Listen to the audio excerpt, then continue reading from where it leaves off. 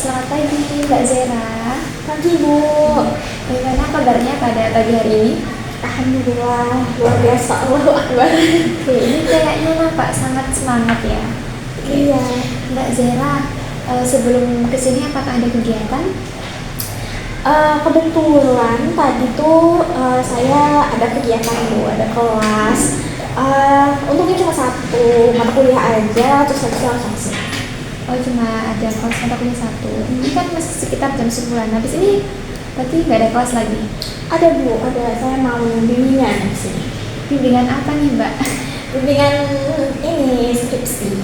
Yang skripsi, oh udah semester tua ini ya, berarti Iya. harus menerap skripsi. Semoga dilancarkan terus ya Mbak ya. Menerapkan skripsi ini. Oke. Kemudian sebelum kita memulai pada sesi kali ini kan sebenarnya juga sudah tahu sih gimana kalau kita kenalan secara langsung. Kan kalau kemarin nih kita kenalannya by ayah ya, kita kenalan secara langsung. Ibu dulu apa mau Mbak Zera dulu? Ibu dulu deh. Oke, ibu dulu ya. Jadi Mbak Zera, perkenalkan nama ibu Nahdia Indah Nazifia. Biasanya ibu dipanggil dia, biasa dipanggil dia itu serah bebas. Panggil Mbak, kakak juga nggak apa-apa ya. Seenaknya Mbak Zera aja. Ibu dari asal Gresik, tapi sekarang masih menetap di Malang sebagai mahasiswa juga. Tapi agak tinggi dikit ya di S3 seperti itu. Kemudian itu sih, itu ada yang mau ditanyakan lagi dari Mbak Zera? Menarik sih Bu. Sudah cukup. Oke, sekarang gini Mbak Zera, mau request Ya. sebut nama panggilan, terus asal daerah, sama prodi dan hobi. Oke. Sebelumnya perkenalkan Bu, nama saya Najma Zaira Yusuf, biasa dipanggil Zera. Asal saya dari Jakarta. Terus sekarang saya sedang menempuh kuliah semester 5 di jurusan nggak apa-apa Bu, karena kayak dari tampang saya sepertinya berbeda jauh sama jurusan saya. Jurusan saya itu IT Bu. Jurusan IT berarti teknik ya? Ya. Oke, baik, bisa dipahami. Oke Mbak Zera, kan tadi Mbak Zera bilangnya asal sih Jakarta, Jabodetabek, anak Jabodetabek kan ya? Ya. Nah, Mbak Zera kan sekarang kan udah di Jawa nih, kurang lebih 2 tahun lebih lah ya. Kira-kira paham nggak bahasa Jawa? Kebetulan orang tua saya itu asalnya yang satu dari Lamongan, yang satunya lagi dari Gresik juga. Sehingga saya kalau pulang kampung pasti ke Gresik gitu. Jadi udah biasa gitu lah mendengar orang-orang di rumah kakek itu pakai bahasa Jawa. Jadi walaupun saya nggak bisa mengucapkannya, tapi saya tuh ngerti gitu dulu. Asalkan ngomongnya tuh nggak cepet-cepet gitu. Kalau pelan-pelan saya bisa ngerti, tapi kalau cepet-cepet gitu saya agak, aduh ngomong apa nih gitu. Baik, bisa kan. Berarti kalau berbicara mungkin kurang masih, tapi kalau misalnya asalkan orang itu bicara tapi pelan masih bisa mencerna dan memahami. Soalnya kenapa ditanyakan? Takutnya ketika proses konseling nanti juga keceplosan pakai bahasa Jawa. Nah kalau misalnya nanti keceplosan nih, misal Mbak Zera nggak paham, bisa langsung tanya aja biar nanti ya, biar gak ada miscode gitu. Oke. Berarti sekarang kesibukannya cuma kuliah aja, apa ikut organisasi juga? Kebetulan nggak ikut organisasi apapun. Berarti fokus ke kuliah gitu ya? Nggak apa-apa. Kupu-kupu, ini nggak apa-apa Mbak. Yang penting kuliahnya ya harus tertata dong gitu. Soalnya kan nggak ada hal lain yang mendistrak gitu. Ya. Nah, biar Mbak Zera sebelumnya kakak sudah pernah melakukan proses konseling? Dulu pas SMA tapi Bu, dan itu juga dipanggil sih Bu, karena dulu pas SMA tuh sempat sakit. Jadi tuh begini Bu ceritanya. Dulu pas SMA itu saya kan pas kelas 10 udah menetapkan bahwasannya saya mau di jurusan psikologi gitu. Cuman ketika udah kelas 12, ketika udah di ujung tanduk gak diizinin. Jadi saya tuh stres gitu loh Bu. Jadi saya sakit-sakitan gitu. Sampai saya nggak masuk sekolah tuh sekitar 2 mingguan. Tapi emang beneran sakitnya tuh kayak mah gitu loh Bu, kayak muntah, terus habis itu sakit perut, tidak nafsu makan gitu selama 2 minggu, sehingga guru BK ini memanggil saya terus menanyakan kenapa kamu nggak masuk dan lain sebagainya gitu. Cuma kayak gitu aja sih Bu, nggak pernah yang kayak konseling yang seperti ini gitu. Nah, ini berarti karena kemarin tuh pernah, tapi pas di SMA dulu ya, tapi udah lama banget. Selama kuliah berarti masih belum pernah konseling? Belum pernah sama sekali gitu. Karena semester tua mungkin butuh konseling. Iya. Oke, baik. Nah, jadi karena Mbak Zera di sini masih belum pernah tapi udah lama ya, Ibu mungkin dijelaskan sedikit tentang proses konseling.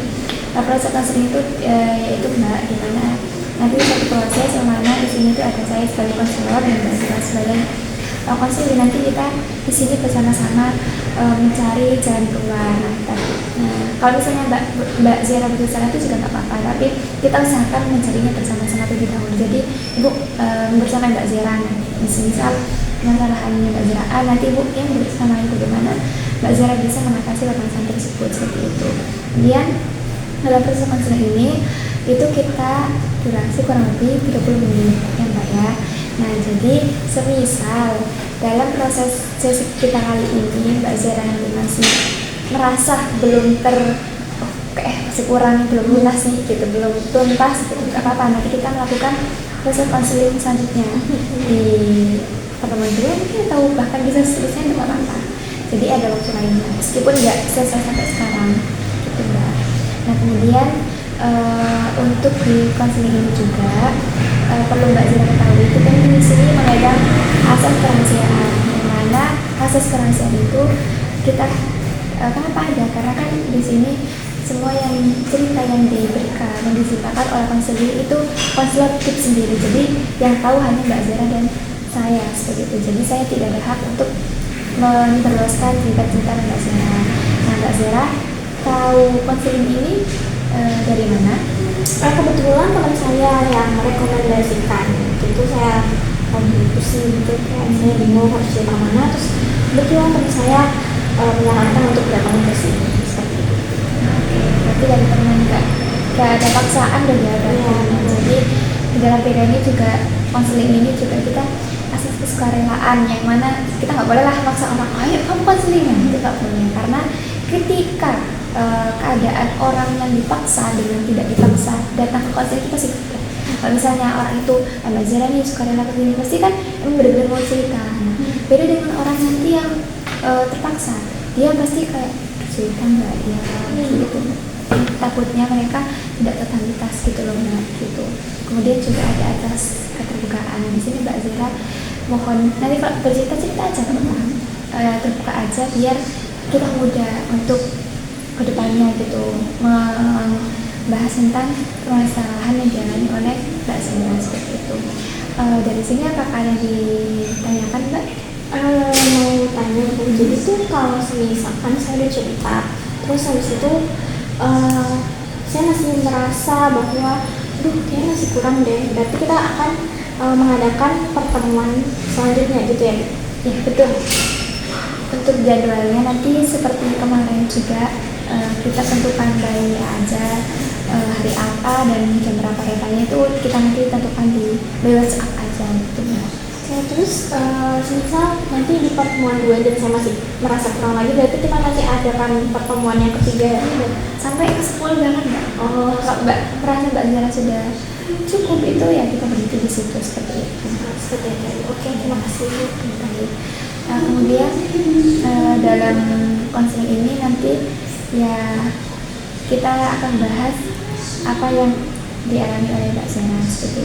Mbak Zara, sebelum kita mulai nih ke tahap intinya konseling, Mbak Zara apakah mau izin terlebih dahulu, mungkin mau ke kamar mandi atau ada yang harus dibenarkan biar nanti kita proses konselingnya bisa fokus?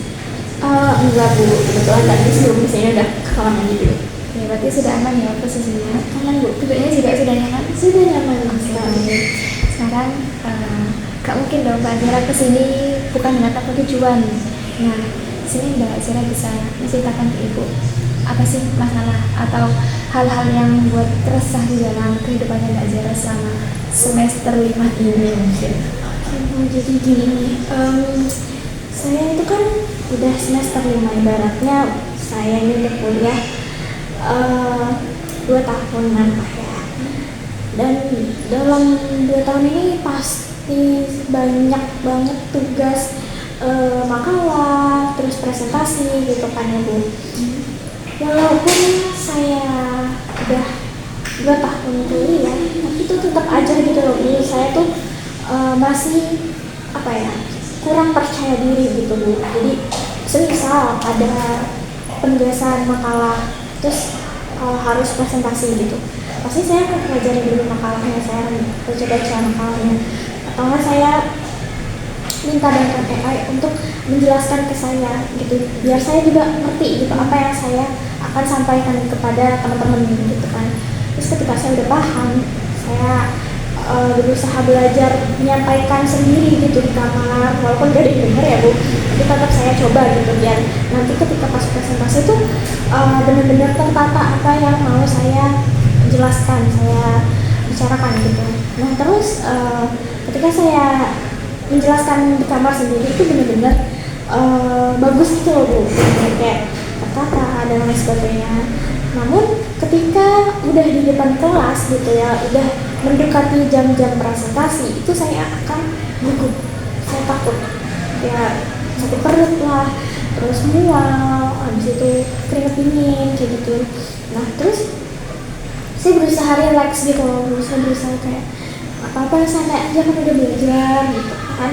Tapi walaupun kayak gitu ya Bu, ketika udah di depan menjelaskan sesuatu gitu ya Bu, itu tiba-tiba blank, tiba-tiba tuh kayak aduh harus ngomong apa ya gitu, aduh gimana ya gitu, pokoknya tuh kayak ada sesuatu yang menguasai saya pada saat itu. Jadi bener-bener kayak nge-freeze gitu loh, jadi kayak aduh nggak bisa kayak gitu Bu.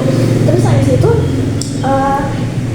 jadinya saya tuh penyampaiannya kurang gitu, itu yang pertama, penyampaiannya kurang. Terus yang kedua jadi terbata-bata gitu Bu, jadi yang seharusnya saya ngomongnya A, ya iya ngomongnya A, tapi jadi ada kayak jeda-jedanya gitu Bu. Terus yang ketiga terkadang penyampaian saya itu kurang jelas sehingga mungkin teman-teman yang mendengarkan juga tidak mengerti apa yang saya sampaikan, seperti itu. Terus situ juga padahal ya kan cuma menjelaskan aja, kita kan sama-sama belajar gitu lah ya ibaratnya, tapi tuh tetap aja saya takut salah ketika menjelaskan gitu, kayak saya takut apa yang saya sampaikan ditangkapnya beda oleh teman-teman saya kayak gitu Bu. Jadi pokoknya kalau misalkan udah ngomong di depan kelas, itu saya benar-benar gugup banget gitu Bu. Bahkan saya selalu mikir kayak mereka pasti dengerin saya nih, pasti kalau salah nih pasti mereka bakal tanya nih sejauh mana kamu paham soal materimu ini, kayak gitu Bu. Baik, bisa dipahami. Berarti di sini Mbak Zara memandang diri Mbak Zara itu masih terlalu kaku dan gugup ketika ingin menyampaikan satu materi di kelas itu, sehingga banyak muncullah ketakutan yang ada pada diri Mbak Zara. Nah, kalau dari Mbak Zara sendiri, kayaknya bagaimana sih cerita itu mempengaruhi cara Mbak Zara melihat pada diri Mbak Zara sendiri? Gimana ya Bu? Jadi saya tuh kayak, padahal ya Bu nih, kalau misalnya saya udah latihan di rumah, saya kayak oh iya bagus nih, keren nih, ini udah siap nih buat presentasi. Tapi ketika saya udah presentasi, kemudian saya di situ jadi terbata-bata, jadi nggak tahu harus ngomong apa, saya tuh jadi kecewa juga sama diri saya. Kenapa sih, kan udah belajar, kayak tinggal disampaikan aja apa yang udah dipelajari pelan-pelan gitu, nggak usah terburu-buru gitu loh. Tapi tetap aja gitu loh Bu, gak bisa menyampaikan secara baik seperti yang saya pelajari di rumah gitu. Oke, dari cerita Mbak Zara tadi, menurut Mbak Zara nih, dari mana atau dari kapan sih Mbak Zara mengalami hal seperti ini? Dari kapan? Dari kapan ya? Yang pasti pas kuliah sih, maksudnya waktu SMA saya nggak sebegitunya gitu, maksudnya SMA juga dulu saya sering sekali mendapatkan tugas presentasi, kemudian ya saya di situ bisa menjelaskan dengan baik gitu. Cuma ketika kuliah ini saya nggak tahu kenapa malah kepercayaan diri ini malah sangat amat menurun gitu Bu. Jadi ya seperti itu. Baik, jadi dalam hal ini Mbak Zara itu kayak baru merasa dalam perkuliahan ini, karena pas ketika SMA dulu nggak kayak begini gitu ya Pak ya, masih berdiri dalam menyampaikan sesuatu itu.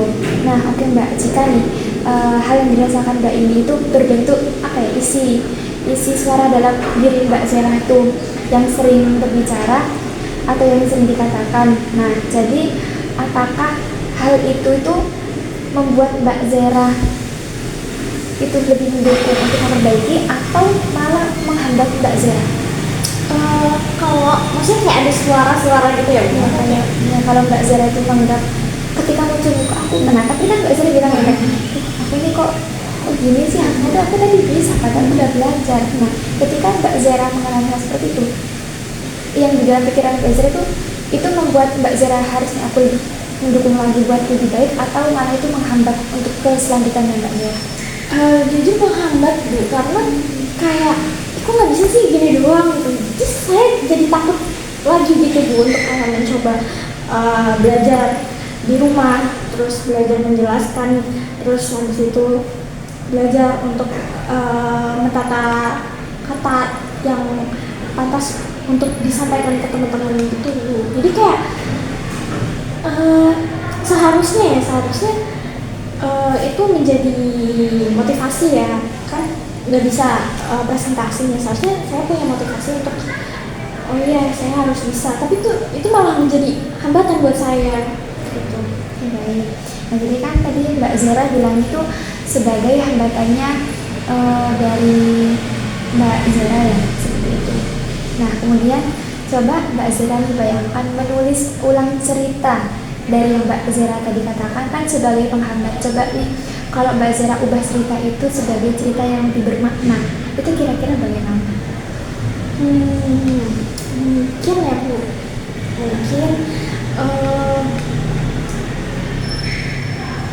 kan kita sama-sama belajar ya, jadi ketika saya menyampaikan suatu materi kemudian ternyata atau mungkin ada salah dalam penyampaian atau apapun itu, sepertinya tidak apa-apa ya Bu, kan ya belajar gitu kan. Terus habis itu ya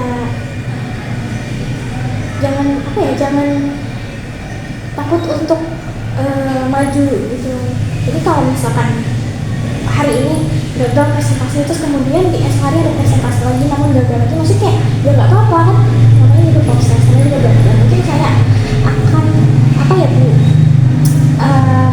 ibaratnya ya itu bisa aja proses, yang penting kan ada usahanya gitu loh Bu. Nah, itu bisa menangkap apa yang dikatakan Mbak Zara. Tapi kan Mbak Zara menceritakan bahwasanya aku itu gak bisa, masa sih aku gini gak bisa. Tapi ketika ibu coba untuk memberikan, coba sih Mbak Zara ceritakan bagaimana ketika Mbak Zara gagal dari presentasi itu bisa membuat Mbak Zara lebih bermakna. Jadi Mbak Zara tadi sudah menceritakan seharusnya ketika aku gagal seperti ini tidak apa-apa, ini merupakan suatu proses dalam pembelajaran. Siapa tahu di next yang akan presentasi selanjutnya Mbak Zara bisa lebih baik dan tidak seperti lagi. Itu termasuk hal yang bagus Mbak. Nah kemudian ketika Mbak mendapatkan hal seperti itu, kira-kira nih apa tindakan sederhana yang akan Mbak Zara lakukan dalam minggu-minggu ini untuk hidupnya lebih hidup dan lebih terarah bermakna seperti yang diceritakan oleh Mbak Zara tadi?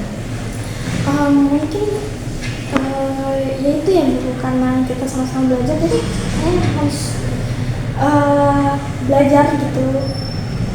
Saya harus belajar apa sih Bu yang kayak itu Bu, misal yang mau presentasi terus ngomong di kaca gitu, yang latihan itu Bu.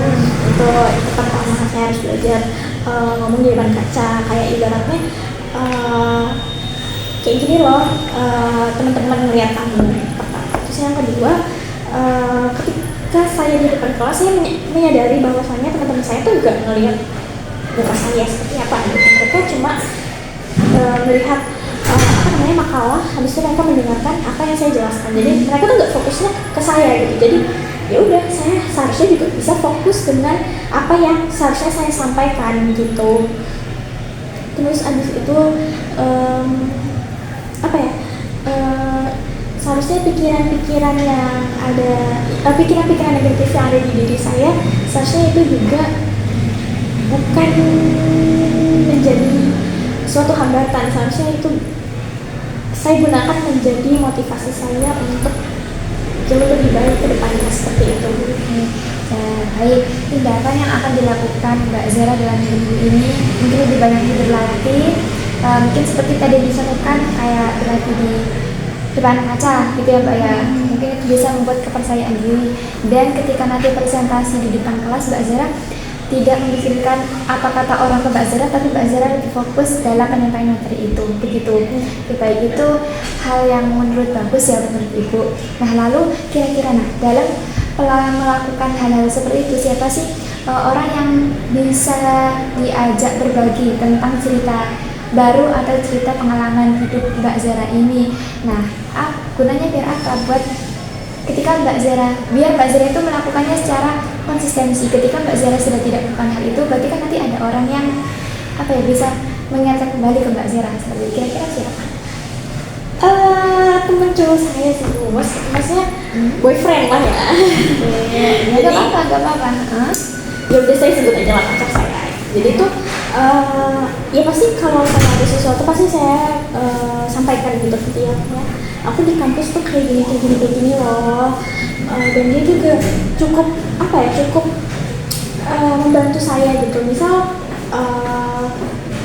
besok kuliah, dia pasti akan ngingetin saya, kira-kira ada tugas apa besok, udah diselesain belum, barang-barang buat kuliah besok udah disiapin belum, tugasnya jangan lupa ya, jangan sampai ada yang ketinggalan gitu, jangan sampai ada yang telat kuliah. Pokoknya dia selalu menjadi pengingat saya gitu. Jadi saya yakin ketika saya melakukan 3 kegiatan yang sudah saya sebutkan tadi, dia pasti akan mengingatkan saya gitu, supaya saya juga bisa konsisten gitu, seperti itu Bu.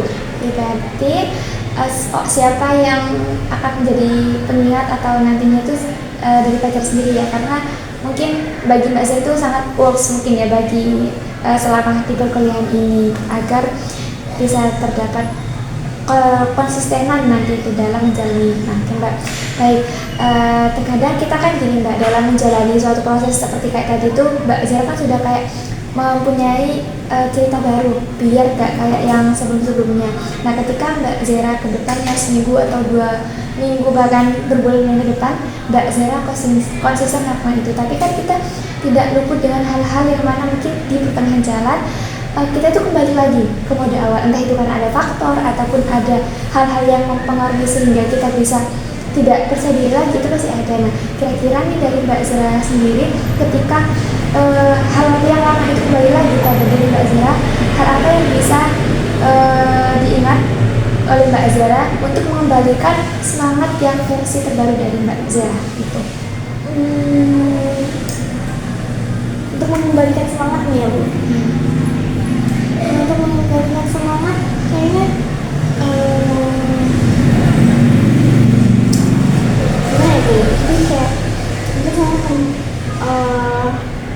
mikir gitu kayak mau sampai kapan gitu kayak gini terus. Maksudnya kita kan hidup ke depan gitu ya, pasti ketika kita hidup ke depan harus ada perubahan-perubahan yang datang ke diri sendiri. Jadi saya akan mikir ayolah, masa mau kayak gitu terus gitu, mau sampai kapan gitu. Ayo kita mencoba untuk berubah menjadi lebih baik, yaitu dengan cara belajar. Ya nggak apa, walaupun hari ini mungkin gagal lagi gitu ya, nggak apa-apa, namanya juga proses. Udah jalanin aja dulu. Misal keesokan harinya masih gagal lagi, udah nggak apa-apa gitu. Maksudnya kayak saya akan menanamkan bahwasannya ya kita belajar belajar gitu, kita belajar, salah itu nggak apa-apa, salah itu bagian dari proses. Jadi jangan takut salah, justru salah itu bagian dari hasil yang udah kamu lakukan gitu. Oke, baik. Ibu bisa menangkap bahwasanya di sini Mbak Zera akan mencoba membagikan hal-hal positif yang ada pada dirinya Mbak Zera, di pikirannya Mbak Zera, biar nggak terlalu berlarut-larut ya. Karena mungkin sampai kan seseorang itu bisa merasa down ya Mbak ya, tapi bagaimana cara diri kita untuk menyikapi, untuk kita kembali lagi kepada bangkit sebelumnya itu kan pasti kita punya rasa tersendiri seperti Mbak Zera. Oke, ya kan Mbak Zera sudah menceritakan nih ya cerita baru, versi barunya Mbak Zera dalam hal kayak kurang percaya diri tadi itu. Nah sekarang ini mau tanya, ketika Mbak Zera sudah mengetahui hal baru atau cerita baru nih yang akan Mbak Zera lakukan jika Mbak Zera mengalami seperti itu, apa perasaan Mbak Zera setelah menemukan cerita baru pada saat ini? Yang pasti saya senang sih, itu udah pasti saya senang. Kedua,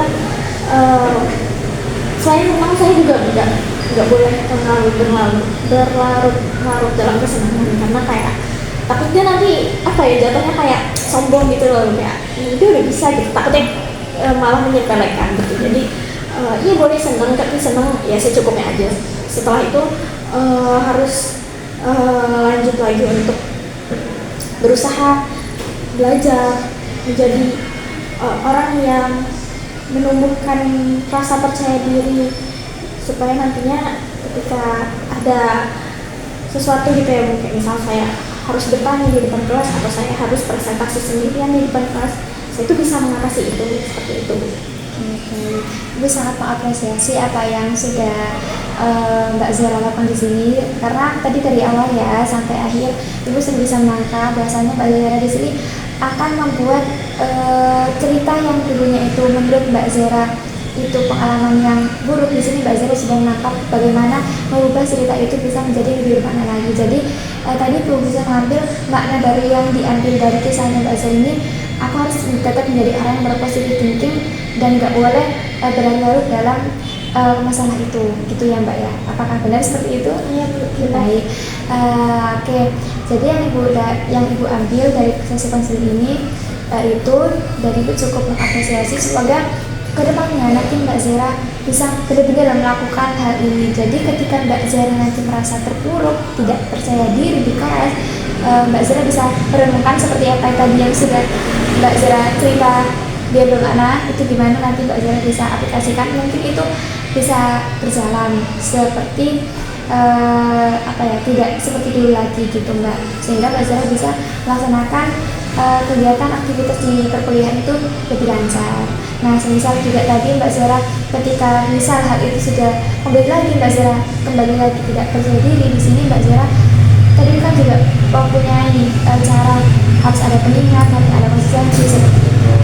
Mungkin cukup dari di sini. Apakah Mbak Zera ada yang mau disampaikan lagi kepada Ibu? Nggak ada sih Bu. Bagaimana perasaannya setelah melakukan proses konseling kita yang mungkin dibilang singkat ya pada pagi hari ini? Saya cukup senang ya, karena kebetulan saya tuh udah cerita ke teman saya, tapi itu teman saya hanya menyemangati saja, Semangat gitu ya. ya. Kebetulan juga teman saya ini sangat percaya diri orangnya, jadi kayak cuek aja dia sebenarnya bilang kayak gitu. Tapi saya tuh bukan tipikal orang yang seperti itu Bu, saya tuh tipikal orang yang overthinker gitu, jadi kayak semua saya pikirin gitu. Jadi nggak bisa saya cuma disemangatin dan dibilang cuek aja itu nggak bisa. Jadi saya benar-benar harus ke ahlinya sepertinya Bu gitu. Ya seperti tadi Mbak Zera bilang, maju dikit kayak mikirannya nanti gimana ya orang saya. Bener, overthinking sih, nggak boleh yang berkelanjutan gitu. Mungkin sesi kita pada pagi hari cukup sekian Pak ya, karena ya kurang lebih sudah 30 menit. Kalau nanti misalnya masih ada yang mau dikonsultasikan, bisa lagi menghubungi Ibu, kita ulik lagi di pertemuan selanjutnya seperti itu. Apakah ada dipahami Mbak? Habis ini apakah masih ada kegiatan? Apa masih istirahat dulu? Nanti kan katanya di kelas. Berarti ini kalau kelas apa masih ada break istirahat? Masih ada break istirahat dulu. Siang istirahat. Berarti nanti kelasnya sekitar jam 2-an gitu ya? Iya. Oke. Oke Mbak Zara, mungkin cukup sekian. Ibu mohon maaf ya jika selama proses konseling ini masih banyak kurangnya. Juga maaf jika ada salah kata dan perbuatan. Kebetulan tadi jawabannya nggak keluar ya. Ya itu aman berarti. Oke, cukup sekian Mbak, silakan lanjutkan aktivitasnya kembali. Semangat selalu, jangan pernah untuk minder dan overthinking, harus selalu percaya diri sesuai dengan cerita baru yang dibuat oleh Mbak Zara. Terima kasih Mbak Zara. Oke, Terima kasih Bu. Waalaikumsalam. Pamit ya Bu.